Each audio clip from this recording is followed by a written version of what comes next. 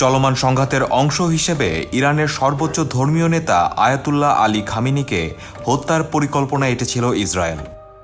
তবে এই পরিকল্পনায় সায় দেয়নি মার্কিন প্রেসিডেন্ট ডোনাল্ড ট্রাম্প, এমনটাই জানিয়েছে দুই মার্কিন কর্মকর্তা।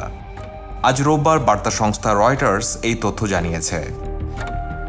মার্কিন প্রশাসনের এক জ্যেষ্ঠ কর্মকর্তা নাম না প্রকাশের শর্তে রয়টার্সকে বলেন, ইরানিরা কি একজন আমেরিকানকে হত্যা করেছে এখনো?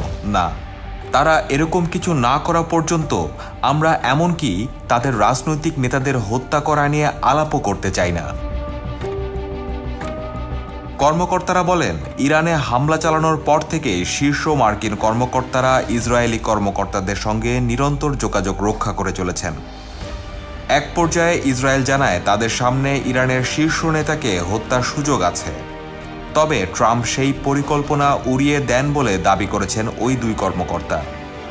ট্রাম্প নিজেই পরিকল্পনা নাকচ করার বার্তা দিয়েছেন কিনা তা নিশ্চিত করেননি কর্মকর্তারা। তবে ইসরায়েলি প্রধানমন্ত্রী বেনিয়ামিন নেতানিয়াহুর সঙ্গে নিয়মিত যোগাযোগ রক্ষা করেছেন ট্রাম্প।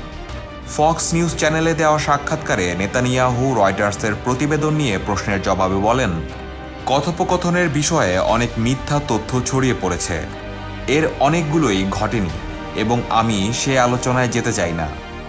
নেতানিয়াহু আরও বলেন, তবে আমি আপনাকে এটুকু বলতে পারি, আমি মনে করি আমরা যেটাই করি সেটা আমাদের করা প্রয়োজন এবং আমরা তা করতে থাকব। আমি মনে করি যুক্তরাষ্ট্র জানে কোনটা যুক্তরাষ্ট্রের জন্য মঙ্গলজনক।